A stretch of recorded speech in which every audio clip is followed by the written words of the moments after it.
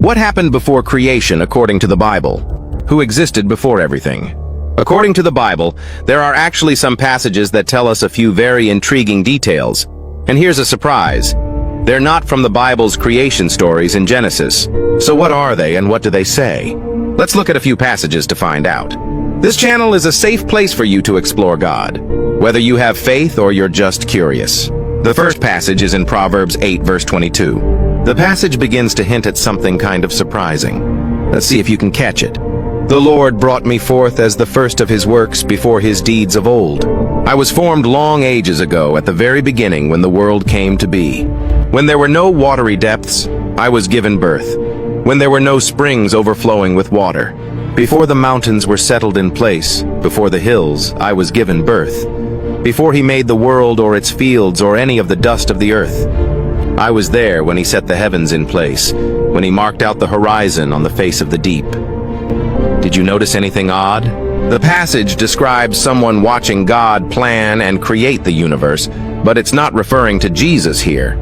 So who is it? The first two verses of Proverbs 8 give us a hint. Proverbs 8:1-2 say this: Does not wisdom call out? Does not understanding raise her voice? At the highest point along the way, where the paths meet, she takes her stand. It's a she, a woman. Not literally, though. This is poetic language, wisdom personified. So before you feel like I tricked you, there is actually someone else watching God create the universe. Or should I say someone's, and it's not metaphoric language. I'll show you that in the next passage. But here, our takeaway from this passage: divine wisdom is personified as a woman who existed before the world was made. A way of saying that wisdom existed before the universe. But who else was really there watching the creation of the universe? Sometimes when I introduce this next passage to people, even people who have read the Bible for years, they're very surprised at what it has to say. So let me see if you can spot why this is a favorite passage of mine from Job 38:4-7. Here God is speaking to Job, and he says this: Where were you when I laid the earth's foundation? Who marked off its dimensions? Surely you know. Who stretched a measuring line across it? On what were its footings set? Or who laid its cornerstone? While the morning stars sang together and all the angels shouted for joy. We learned something really intriguing here. The angels already existed before God created the world and humans. They watched him decide how big the world would be when he created it. Sometimes when people discover the angels existed before humans, their eyes bug out of their heads. But if you think about it, the Bible never really says when angels were created, just that they were created before us. So is that news to you? This will help explain a major storyline in the Bible. A big part of the Bible's storyline involves other spiritual beings like Satan harassing and meddling with humans. And you're wondering, why is this happening? Well, we've just learned that we are actually the younger sibling of the angels. And if you've ever had kids or a brother or sister, then you've probably experienced firsthand how the older child often deals with insecurity or jealousy, which could explain a lot about why beings like Satan are tempting humans and messing with them throughout the rest of the Bible. It's just basic family dynamics, only across species. They probably got jealous because we invented beer and video games, and they're stuck just flying around playing harps. Actually, I bet their lives were a lot more interesting than we realize. But moving on, there are two more verses left on our list to investigate that are quite stunning. One that will elaborate on the angels and their hierarchy. But first, a certain verse that reveals someone else who was there when God created the world. And this person was directly involved in its creation. It's from the famous passage John 1. In the beginning was the Word, and the Word was with God, and the Word was God. And get a load of this. He was with God in the beginning. Through him all things were made. Without him nothing was made that has been made. Okay, so God is being called the Word here. Skip down to verse 14 and we'll find out more. The Word became flesh and made his dwelling among us. We have seen his glory, the glory of the one and only Son who comes from the Father. Maybe you've heard this before, but have you ever really spent some time thinking about what this really says? The longer you read this passage, the more obvious it becomes that the subject of this chapter is Jesus. If you couldn't tell by saying the Word became flesh, John is saying God became human. Then he says we've seen him, the Son of God, referring to Jesus. Sometimes people get that phrase, Son of God, confused, and for good reason. Some say, well, Jesus isn't God, he's just the Son of God. Well, that title, Son of God, meant something a little different in their culture than what it sounds like it should mean. If you read that passage closely, you can see that John is saying God himself became human. And that is who we call the Son of God. There's overlap between the two. They are separate beings, but they're also the same being. So it's kind of not a human concept. So what exactly is John saying when he says, in the beginning was the Word? If the Word is God, and the Word is also Jesus, and Jesus said he existed before he was born in some other places, well then this verse is saying that Jesus was there at the creation of the universe. He just hadn't been born as a flesh and blood human yet. Now, John often gets accused of just making this up, adding new wild ideas to the Bible, and even some scholars think that. So it's not surprising that I meet a lot of people who think John made this up too.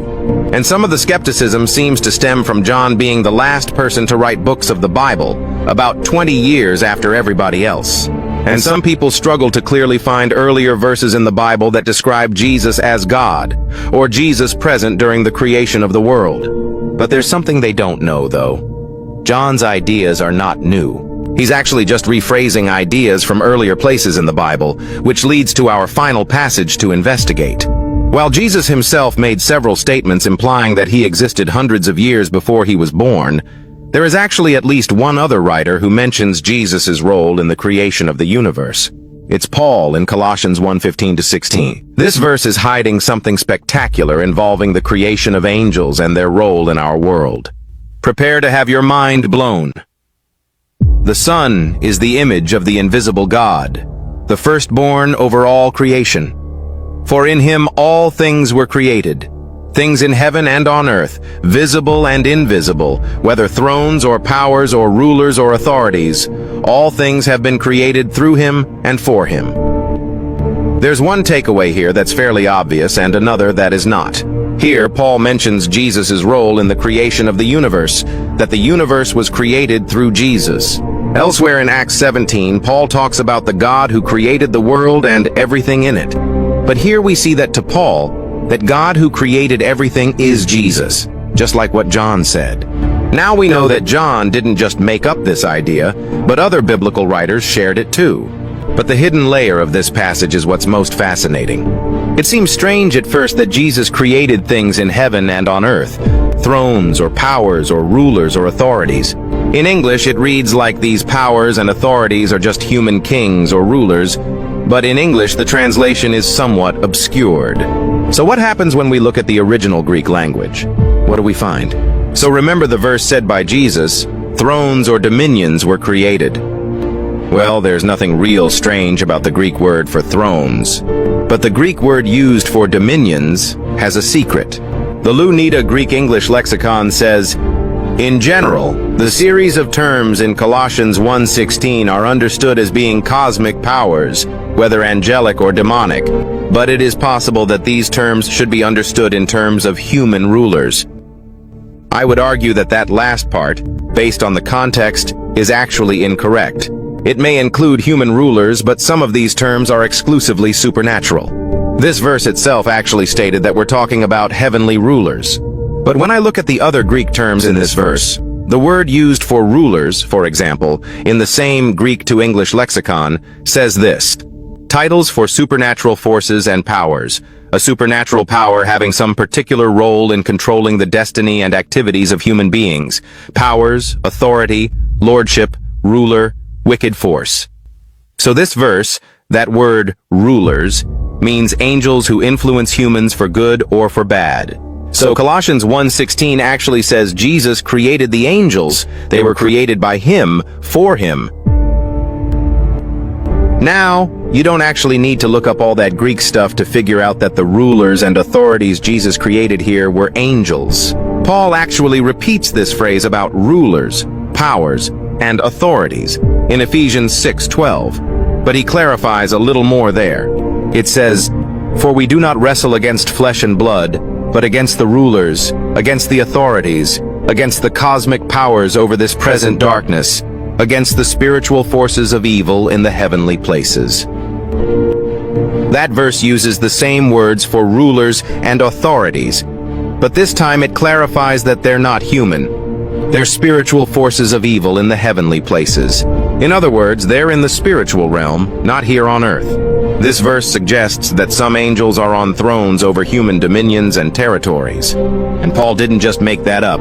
The idea comes from Deuteronomy 32, but that is for another day on this channel, so hit subscribe. So what are we supposed to take away from all this? If we boil these passages about what happened before creation down to one consistent teaching, we get this. The source of wisdom is God, but God is Jesus, so the source of wisdom is also Jesus. And God, who is also Jesus, created the angels. Then the angels watched as God, who is also Jesus, created the universe. And this last part is a bonus because it took place after creation. God set some of the angels on thrones to rule and watch over territories of humans. We don't have a lot of detail about what happened in the spiritual realm before the universe was made, but we found out a few things. Now we know God had an audience when he created it, and some of them have jobs that may affect us now. If you thought this was interesting, get a load of this.